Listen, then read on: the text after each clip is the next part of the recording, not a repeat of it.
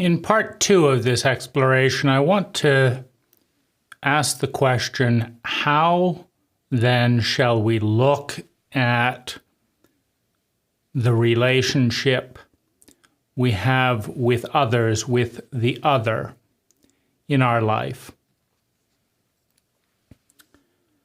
And if we start with all that is,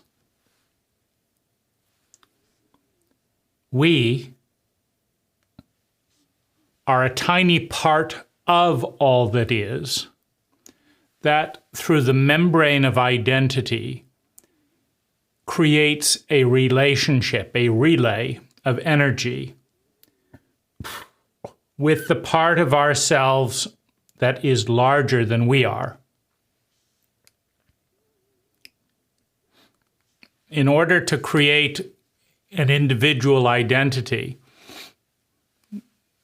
we have to start with all that is. And out of all that is, we concentrate and deduct patterns of energy.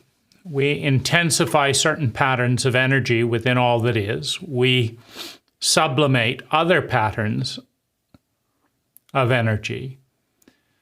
And we form a habit, a rhythm, that is our identity. And that rhythm differentiates us with all that is and provides the basis for a relay, a relationship with all that is. And the question is, when something's going on in our reality, how to look at that. If I, as a little dot within all that is, experience a conflict with you, with an other, within the framework of all that is, how do I make sense of that? Now, in healthy evolutionary terms, I am something new that has never existed before, that is a synergy of what has been and what could be. If there was only what was being, what has been, I would be smaller. There's no room for change. If there's only what could be, there's no foundation.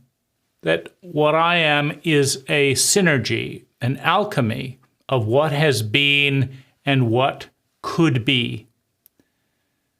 And in that sense, I am a bridge between a certain area of time and space and another area of time and space. And that bridge, at its best, is evolutionary. Evolution moves in the direction of sustainable well-being. It moves in the direction of conscious, sustainable fun. It moves in the direction of intelligence, the efficiency with which energy is transformed into sustainable well-being. And I am a new shoot, a new leaf, encountered, created, co-created on the journey from what has been to what will be, refracted through the lens of the present moment. Now, in order for me to be born, I must pass through what has been.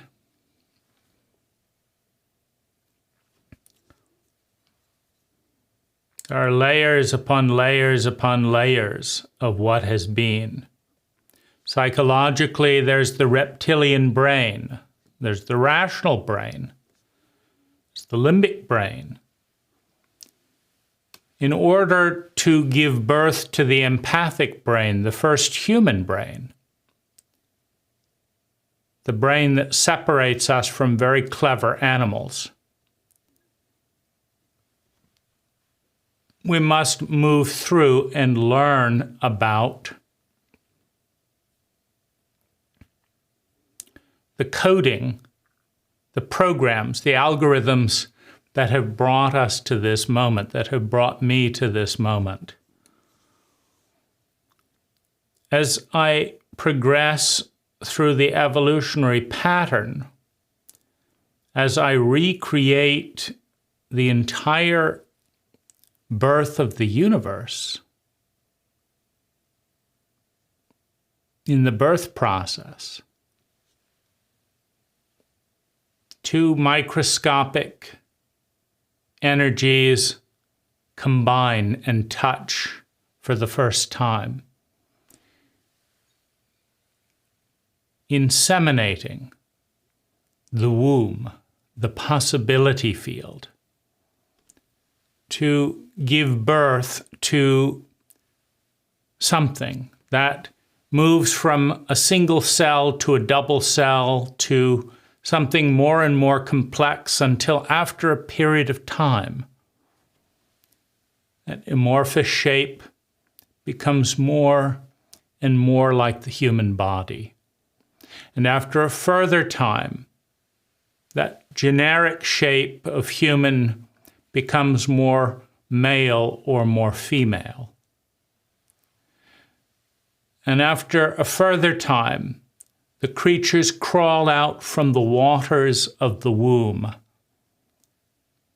And then, after a time, become erect, stand upon the shores of individuality. And after a time, learn language. And after a time, learn to think. And after a time, learn to imagine. And after a time, fall out of the garden, rebel against the delusion of the perfect parent, the perfect God figure. Fall out of the garden into the knowledge of good and evil, into the adolescence of antipathy, the pushback, the questioning, the skepticism, the uninvited truth of adolescence that sees and draws attention to the flaw, to the imperfection, so that out of that the adult may be born in a way that it's never been born before, a synthesis of the best of what was as foundation, a rejection of the worst that has been as alteration, and an embrace of the most luminous that could be as inspiration and a new energy. A new energy is born.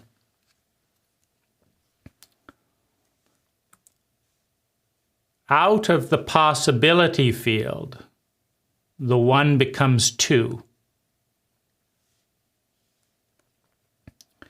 Out of polarity, a new life form is born that is synergistic, that has a greater possibility field for better and for worse, a more potentiated life form than either of the parent energies, lineally combined. That if the mother brings 5 and the father brings 5, it's not 10 that is born, but an exponential 25, 5 times 5, which is greater. The Father, the masculine, brings a possibility field, we'll call it 5. The Mother, the feminine, brings a possibility field, we'll call it 5. The third energy that emerges out of the masculine and the feminine, the third energy, the new child has a possibility field that is exponentially bigger than either parent. A possibility field that is 5 times 5, 25. And this is how life creates life with life. Take the 1, divide into 2. Combine the 2 in new ways, starting with the replica, the infant and child's sympathy to what was, moving into antipathy, rejection of the adolescents, going from the unconditional yes to the reactive no. Now 2 distinct life forms, the yes and the no, combine to create a third energy, something that did not exist, but in its birthing creates a possibility field that is exponentially larger.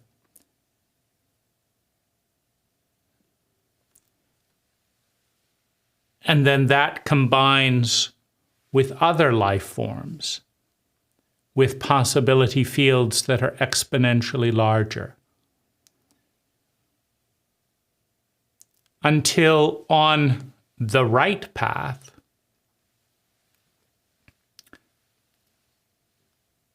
they self-annihilate.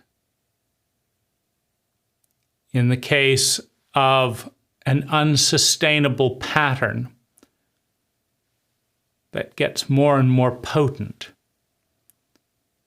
The cancer that feeds on its host body and grows more rapidly than its host body. The cancer that converts its host body into more and more cancer, rapidly reproducing, feasting on the host body, until the host body fails as an ecology. And the cancer fails immediately after, because when a cancer kills its host body while having nowhere else to spread, it is preparing for its own death. Or, as a more perfect recipe for engaging, a more intelligent protocol for engaging with the larger self out of which we are born and of which we remain a part. We create a symbiotic, a sustainable relationship with ourselves, with our host body, and the evolutionary journey continues.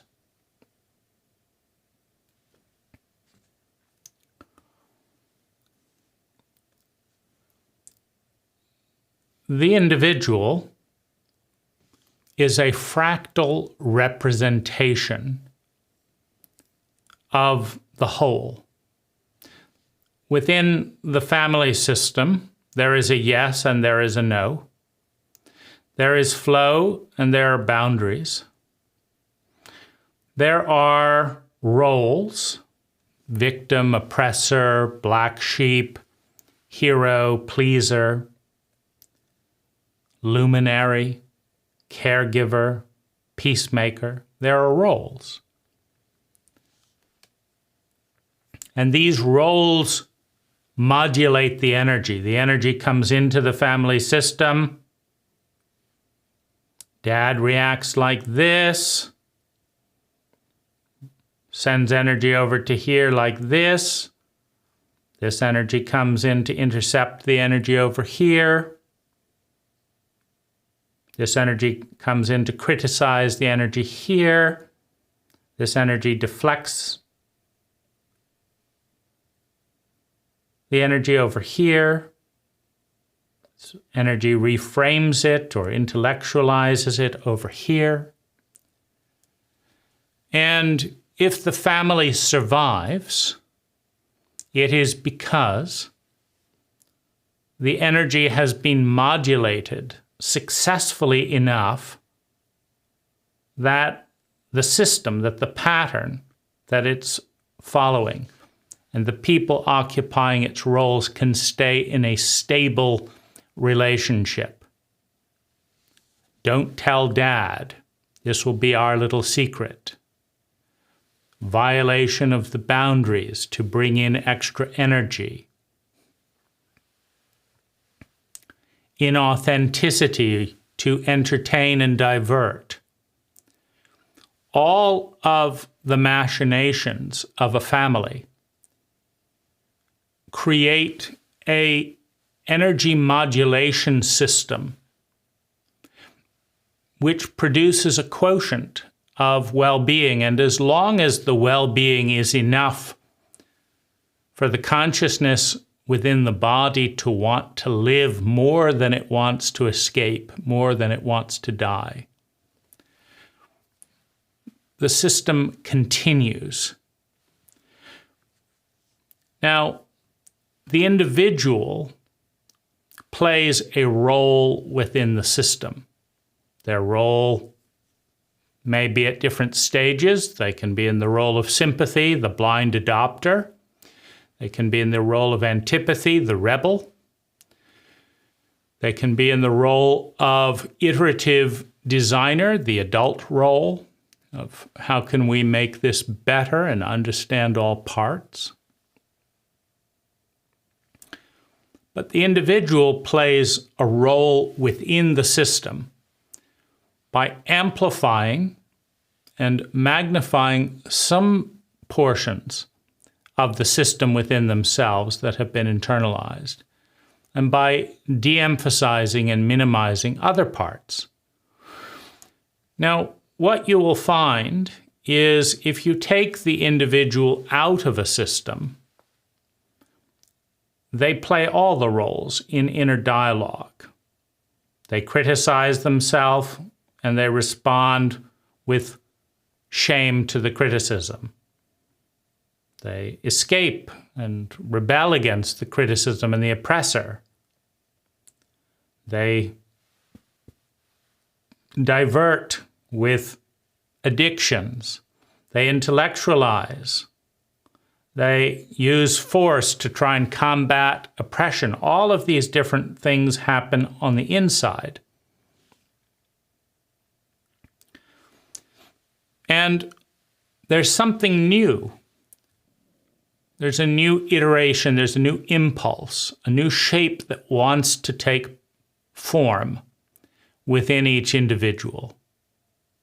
The optimal possibility within the probability field of the system that wants to take form. In order for it to take form, the individual must face the fear of death, the fear of being out of control, in order to encounter the unknown. Because if the unknown is taboo, then nothing new can be born. Because that which is born is always out of control and is always somewhat unknown. So there's a tension between the need to protect against past trauma and embrace the new. The tribes that welcomed the Spanish conquerors had this dilemma. They had had a vision of the pale-faced teachers. And so they knew that the pale-faced teachers brought change. They knew that they brought evolution.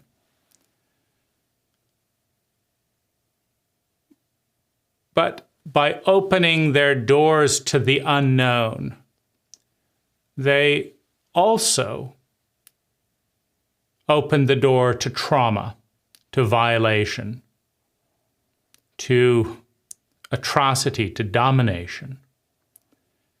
And so there's a regulating element within each individual. Can I risk the unknown? Can I give birth to something that will consume that which has been? Because that which is created always destroys its creator. To give life to something, we spend that which is to give life to something.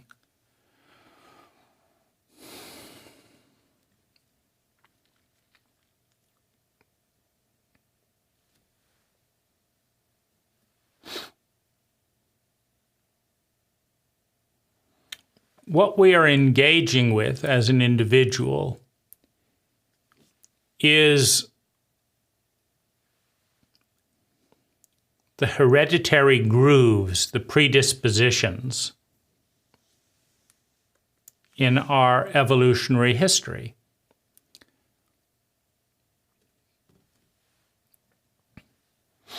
In a cult of war and chauvinistic dominance, Jesus brought a narrative of empathy, a narrative of forgiveness, a narrative of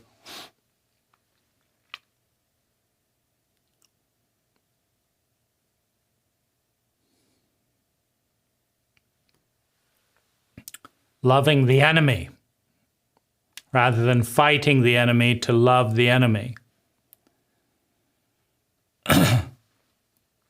This is a new impulse. It's a new bit of code, a new algorithm. It's also the birth of a new brain. The reptilian brain of fight, flight, freeze, and please is a brain of fear. The limbic brain, a reactive brain of impulse. The rational brain is a pattern analyzing neutral brain that allows us to be more effective sociopaths, to more strategically dominate, or allows us to be more effective in our empathy. The rational brain is a pattern analyzing brain. We don't become human as distinct from very smart reptiles without empathy, without mirror neurons, without the ability to treat you as if we were one, because I feel for you. I see you, I feel for you. This is a new bit of code. It creates change. It exposes us to the unknown. And it is crucified. When the parent feasts on the flesh of their children to preserve the old ways that are threatened by the new, evolution comes to a halt. when the parents serve the future, serve evolution, serve something greater than themselves, by expending energy to fuel and feed the third alternative, the synergy that emerges exponentially bigger than either one. When they bow to a bigger possibility field, evolution continues.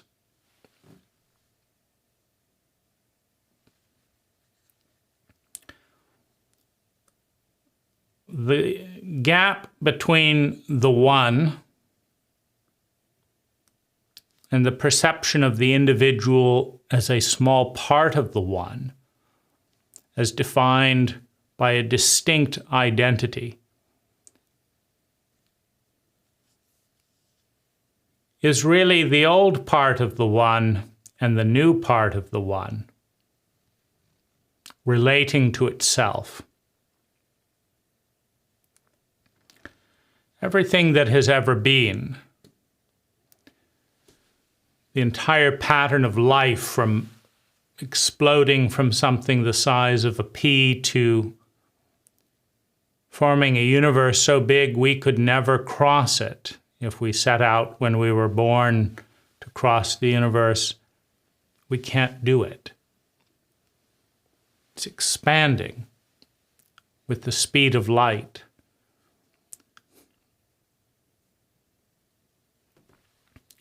Exponentially, getting bigger all the time.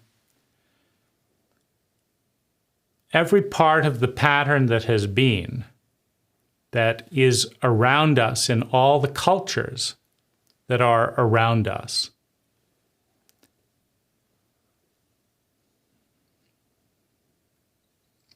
these are part of the larger self that we are inextricably connected to. And the new patterns that we are bringing, they are attacked by some of the old patterns. And they must withstand the attack, or evolution does not take place, and or evolution should not take place. Meaning, if the new pattern of energy cannot sustain itself ecologically in relationship with the old patterns of energy, then the old patterns of energy that have proven more sustainable may be still more useful than the new patterns of energy. And so looking out as an individual, we can see around us everything that we have ever been as life. And the more we create friction with what has been in life, the more we lose, because life is much bigger than we are. If we go to war with the larger portions of ourself, we will always lose. But we still may learn valuable lessons. We may develop muscles. We may understand our boundaries more in the process of losing those wars.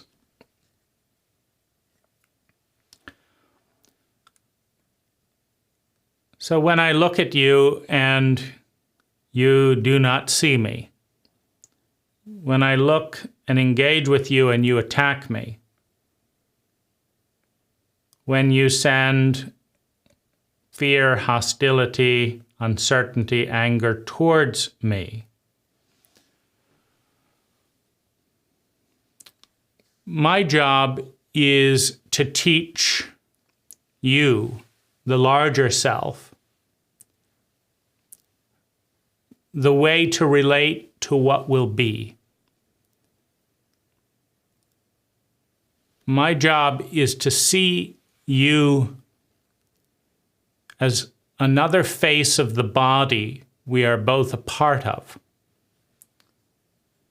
And to demonstrate, sometimes through conflict, sometimes through partnering, sometimes through wealth, that the new and innovative pattern is superior to the old pattern.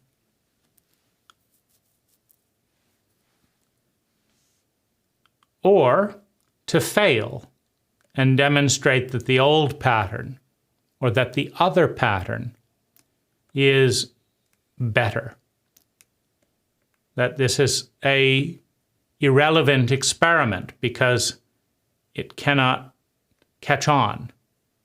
It cannot spread and become the new dominant technology of identity.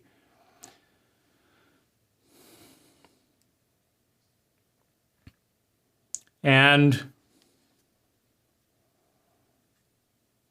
it's the world's job to test, to challenge, to reinforce, to give feedback.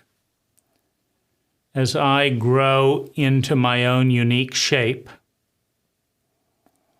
and it's my job to iterate, to collaborate more and more with what is, so that together we can create what will be.